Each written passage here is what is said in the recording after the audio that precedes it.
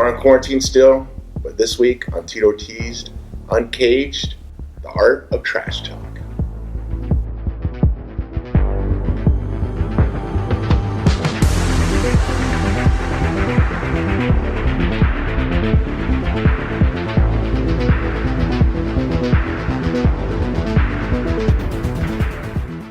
So in this business, actually I think it's an all-combative sport business. You got to be able to sell a fight, and it's really, really, really important.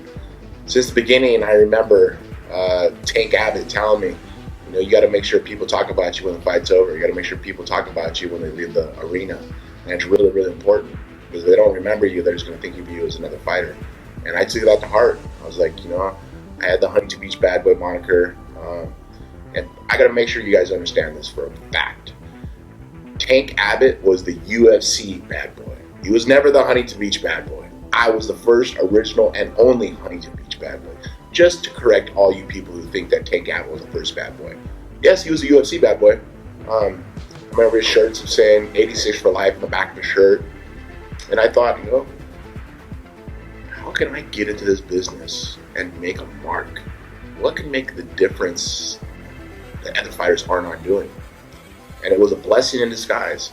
When I fought Jerry Bolander, this is after me and Tank Abbott were split up. We didn't talk to each other. It was just something that happened a long time ago that I asked him to help me out, and he never helped me out. So I went on my own, and I did my own thing. I got a sponsor by an adult production company called Extreme Associates, and said Extreme Associates on the front, 316. I got paid $5,000. I only made $7,000 on the fight. I got paid $5,000 to wear the shirt, and I was like, I'm in. This is cool. After the fight was over, Jerry Bolander, I remember almost knocking him out. John McCarthy took me off and stopped the fight from bleeding, and I got my hand raised. And before I got my hand raised, I remember doing the guns the first time, shooting them down, and I put on the shirt. This is before Twitter, Instagram, social media in general was not even available. That was the birth of the Huntington Beach Bad Boy. I said what was on my mind, and I backed it up. It was just the fact that I would talk and get my ass kicked. I would talk and I would back it up. My next fight I had against Guy Metzger. You gotta understand, this is the Lions Den. This is Ken Shamrock's Lions Den. They had Guy Metzger, Jerry Bolander, Petey Williams, Trey Tilligman. There's a bunch of other guys on their team that they all train together, and they're like the Cobra Kai. And I was picking them off one at a time. Jerry Bolander I beat in a little bit of under 15 minutes. Guy Metzger I got a rematch because the first time he beat me. The second time we competed against each other, he was going to beat me. I took the fight on a 4-week notice just because I knew I could beat him. And I smashed him. I remember taking him down and just smashing him. And I remember doing my guns and salute, and I flipped off the Lions Den corner. Ken Shamrock did not like that. I remember standing in Ken Shamrock's face and saying, he's the one who started talking shit. I just finished it. Big John McCarthy picks me up and pulls me away from him. And it was fine. The fight was over. I go back to my hotel room, and these guys were searching for me. They never found me because I'm going on tour with Limp Bizkit, but that was just, I think, the beginning of the fall of the Lions Den. I remember at the time I was the world champion, and Ken Shamrock was fighting Pride. Ken Shamrock was part of the WWE also. And I remember telling Dana, I was like, Dana, you need to get that fight with me and Ken Shamrock. There's just so much history between us. He doesn't like me, I don't like him. And I think it would sell great. So we go, get the fight done, fight signed, in training camp, and of course we got to do the PR for it. One of the best damn sports show. And up next, two of the best from Ultimate Fighting square off, not in the octagon, but on our show. Tito Ortiz and Ken Shamrock tell us why they hate each other. I love it when Tito's on this show. Ken Shamrock, he was always over the top. I was just like pushing buttons on him. It was so damn easy. At least you didn't have to go to Wizard of Oz to get some courage there, little lion. Yeah. When this lion steps all over your ass, Tito, we'll talk about it. And I think it was just confidence that I learned, through wrestling, through my brothers, through my friends, of course with Team Punishment. When I was a real little kid and someone said something to me, I wouldn't defend myself. You gotta understand, I was a small kid. My freshman year, I was 5'5", 120 pounds, maybe, soaking wet, maybe. It wasn't until I became a little more confident in myself was when I got into wrestling. You know, when I became a junior and senior, and you know, I thought my shit didn't stink. You know, I knew I was a badass. I thought I knew how to fight, but I knew how to wrestle really, really well. I was very competitive. I was fighting Ken Shamrock. It was the first time we fought, and we're at the press conference, and I had my world title belt in front of me. I guarantee you that. Ken Shamrock is sitting at the podium saying, "I'm going to beat you into a living death." I'm going to beat you into the living death. Let me tell you, I thought about it for a good 2 or 3 seconds and punched him in his face. But if you guys will see, I just laughed as hard as possible because it was a joke to me. I'm going to beat you into the living death. And he got pissed and he kicked the chair, and the chair popped up. Dana caught it. I got under his skin. My mental warfare was working. He was getting so frustrated, so pissed, he wanted to kill me. You think this is all fun and games, but when the gate shuts and the bell rings, you're going to find out it's not fun and games. Why did I make Ken Shamrock so mad? I think it was, I was the champion. I was the Huntington Beach bad boy. I beat up Guy Metzger and Jerry Bolander. And he felt like that he had to make an example of me, and he couldn't. And of course, you're selling a fight. You always got to do things to make people either laugh or they're pissed at you. And the best one, let's say top two, because there's the top one had to be the Ken Shamrock one. But number two, I would have to say is against Rashad Evans. They're on ESPN. I'm gonna be honest, I don't think Tito Ortiz is on that level. I don't think Tito Ortiz got what it takes to get it done. So Rashad Evans was coming at me, super aggressive. You know what, dog? It's cool, because you know what? You're gonna have a fight on your hands, and you're fighting someone who's very dangerous, and I'm gonna put it on you. Tito, I can't wait. I can't wait. I want to fight. I want to fight. I want you to put it on me. I want you to try to do your best to put it on me. And my automatic answer was, that's what she said.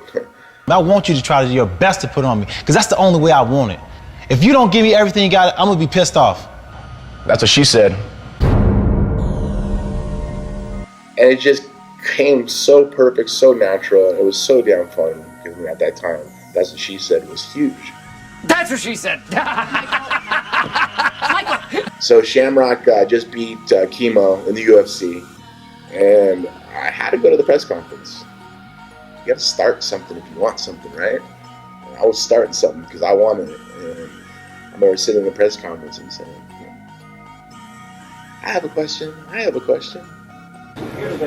Tito. Question. Ken, congratulations on that, of course. Good fight.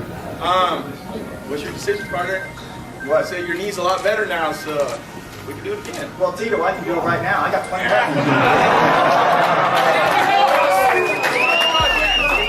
I hate you. Even better. You know, you want to stand up here and you want to jump in my limelight. You know what I'm saying? I get a minute. You want to open your trap, because that's all you're doing is opening your trap. I asked my question, and Ken Shamrock lost his mind. He said, how can you come to my press conference and try to overshadow everything I did? And da-da-da-da. I was just like, I'm selling this next fight, buddy. You don't even realize what's happening. Why does this always happen in my press conference? Any other questions? I'd like to come down to 205. I'd love to. You know what? I'm coming down to 208, and I'm going to blast your ass. You keep talking. Art of trash talk. Well, the reaction from the company of UFC Zuffa that owns UFC, they wanted it. They were like, please do it. Come, do it. Do what you want. Hey, Dana, you got it from right, so. Huh? Hey, don't even come in.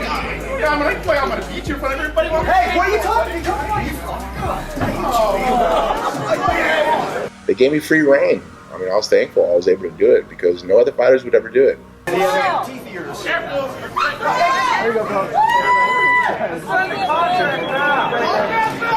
don't think any fighter ever did it after as well until Conor McGregor came about.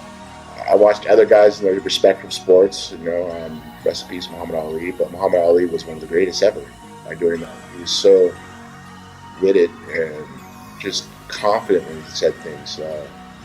watching Hulk Hogan in professional wrestling. I wanted to find a happy medium in between and find that in mixed martial arts. And I was able to do that. I was able to make the Huntington Beach Bad Boy a character. Yes, a brand, but a household name in mixed martial arts. I'm thankful for the UFC for giving me the opportunity, but it was up to me. I was the one that had to talk. I was the one that had to fight. I was the one that had to back up everything I said. And for this instance against Shamrock, I did it 3 times in a row. Trash talking is a part of the game, but I'm not playing football. I'm not playing basketball. I'm not playing hockey. I'm not playing badminton. I'm fighting. This is a hand-to-hand combat. This guy's trying to knock me out. This guy's trying to cut me, trying to embarrass me in front of my family, my friends, my fans. So you gotta have that little edge. And with the art of trash talk, you gotta do it the right way. Because you're not only just getting into his head, you're getting into his fans' heads, you're getting confidence for the fight. Because you're competing against a man who has the same skills as you do. And to get your hand raised is tough. Because you got to get through a camp, you got to make sure you go in, and you got to perform. When you have a mic in front of your face, you better say something good. Because you'll be remembered forever for those things you said. You know, when you think about it, if you just have a normal job, and you get the opportunity to speak up, think outside the box, do it. Because you may get a raise. You may get that promotion. Because you're thinking outside this box and you're willing to speak up and speak for yourself. So that was a few of my trash talking memories. Did I forget any? Please let me know on the post underneath. And maybe we'll do a show just for you. Make sure you hit the subscribe button and the notification button on all upcoming episodes. And if you guys haven't got a chance to see our past episodes, just click down, view them, and watch. Hope you guys enjoyed. Tito Ortiz, Uncaged.